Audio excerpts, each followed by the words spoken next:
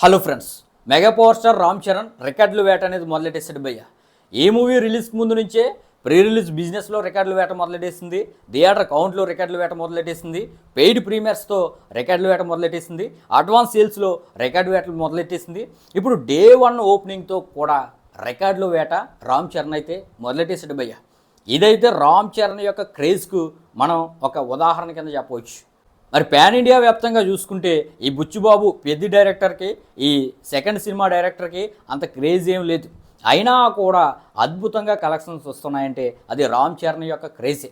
ఈ పెద్ద యొక్క స్టోరీ లైన్ చూసుకుంటే చాలా థిన్ లైన్ భయ్య, పెద్ద స్టోరీ ఏమి ఉండదు. ఒక గుర్తింపు లేని ఊరికి అసలు ప్రభుత్వమే ఈ ఊరిని గుర్తించదు, రేషన్ కార్డులు లేవు, ఆధార్ కార్డులు లేవు, అటువంటి మనుషులకి ఒక గుర్తింపు తీసుకురావడానికి హీరో పడే తపనే తన్ని ఏ విధంగా మోల్డ్ చేసుకున్నాడో, ఏ విధంగా తన ప్రాణ త్యాగానికి కూడా వెనకాడలేదు అనేదే ప్లాట్ అనమాట. కష్టపడితే దేన్నైనా సాధించవచ్చు అనేదాన్ని మన బుచ్చిబాబు ఈ పెద్ది ద్వారా నిరూపించాలనుకున్నాడనమాట. మరి ఈ సినిమా అంతట్లో భయ్య వన్ మ్యాన్ షోగా రామ్ చరణ్ అయితే చెప్పవచ్చు. నిజంగా పెద్ది మూవీలో mega power star Ram Charan one man show చూపించాడు భయ్య. ఇంకెవ్వరూ కనిపించరు. రామ్ చరణ్ క్రికెటర్గా రామ్ చరణే, కుస్తీ ఫైటర్గా రామ్ చరణే, ఇక రన్నర్గా రామ్ చరణే, ఇక సినిమా అంతా రామ్ చరణ్ చుట్టూనే తిరుగుతుంది భయ్య.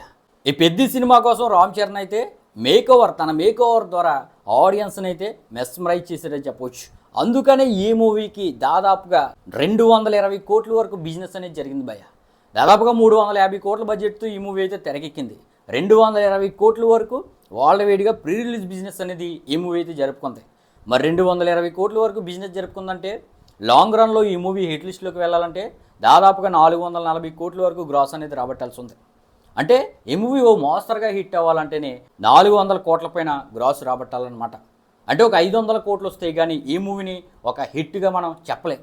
మరి 500 కోట్లు కలెక్షన్స్ రావాలంటే ఎలా వస్తాయి? రామ్ చరణ్ వల్లే వస్తాయి.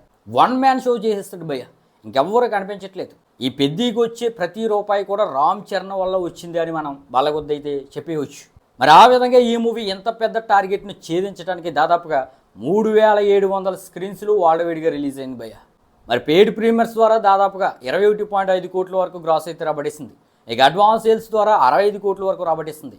ఇక day 1 paid premieres plus day 1 కలిపి 135 కోట్ల వరకు గ్రాస్ అయితే ఈ మూవీ అయితే రాబట్టింది భయ్య. ఇక డే 2, డే 3 ఈ విధంగా వీకెండ్ వరకు కూడా ఆన్లైన్ సేల్స్లో చాలా మటుకు హౌస్ఫుల్సే కనిపిస్తున్నాయి భయ్య. టాక్తో సంబంధం లేకుండా ఇప్పటికే వీకెండ్ వరకు చాలామంది బుక్ చేసుకున్నారు. ఆ కలెక్షన్స్ అన్నీ చూసుకుంటేనే దాదాపుగా ఈ మూవీ 300 కోట్ల మార్క్ అయితే దాటేస్తుంది భయ్య. అంటే వీకెండ్ ముగిసేసరికి ఈ మూవీ 300 కోట్ల మార్క్ అయితే దాటేస్తుంది. ఇక దేని బట్టి చూసుకుంటే భయ్య 500 కోట్లు అచీవ్ చేసి సూపర్ హిట్ అవటం పెద్ద మ్యాటర్ ఏం కాదు. కాబట్టి పెద్దిని కలెక్షన్స్ పరంగా సూపర్ హిట్ మూవీగా మనం అయితే చెప్పవచ్చు భయ్య. మరి కొంతమంది అయితే మిక్స్డ్ టాక్ చెప్తున్నారు. మరి ఆ మిక్స్డ్ టాక్కి కారణం అంటే డైరెక్టర్ బుచ్చిబాబు అని చెప్పొచ్చు భయ్య. రామ్ చరణ్లో చిన్న లోపం కూడా లేదు. ఏఆర్ రెహమాన్ కూడా సాంగ్స్తో అంత మెప్పించకపోయినా ఆ బీజిఎంతో మాత్రం చాలా అద్భుతంగా మెప్పించేట భయ్య. ఎమోషన్ సీన్స్లో కానీ రామ్ చరణ్ పర్ఫార్మెన్స్ చేసేటప్పుడు ఆ హీరోని ఎలివేట్ చేసే సమయంలో కానీ ఏఆర్ రెహమాన్ మాత్రం ఇచ్చి పడేశాడు. ఇక శివన్న యొక్క క్యారెక్టర్ కూడా చాలా అద్భుతంగా పండింది భయ్య. ఇక జగపతి బాబు అయితే ఆయన చెప్పినట్టు రంగస్థలం తర్వాత చాలా అద్భుతంగా జగపతి బాబు అయితే నటించాడు భయ్య. ఇంకా చాలామంది కాస్ట్ ఉన్నారు భయ్య. మున్నాబాయ్, మిర్జాపూర్ మున్నాబాయ్, జాన్వీ కపూర్, ఆమె క్యారెక్టర్ అంతా సినిమాకి స్టోరీకి అవసరం లేకపోయినా యూత్కి కుర్రకారికి అవసరమైన వాళ్ళకి ఆమె కూడా చాలా బాగానే నటించిందని చెప్పవచ్చు. సాంగ్స్లో ఎస్పెషల్లీ సాంగ్స్లో ఆమె ఎక్స్ప్రెషన్స్ చాలా అద్భుతంగా ఉంటాయి భయ్య. ఓవరాల్గా ఈ మూవీ అయితే పైసా వసూలు మూవీ అనే విధంగా టాక్ అయితే తెచ్చుకుంది భయ్య. మరి నేనైతే ఈ మూవీని చూస్తాను. మరి మీరు కానీ ఈ మూవీని చూస్తుంటే మీకు ఏ విధంగా అనిపించిందో కింద కామెంట్ అయితే చేయండి.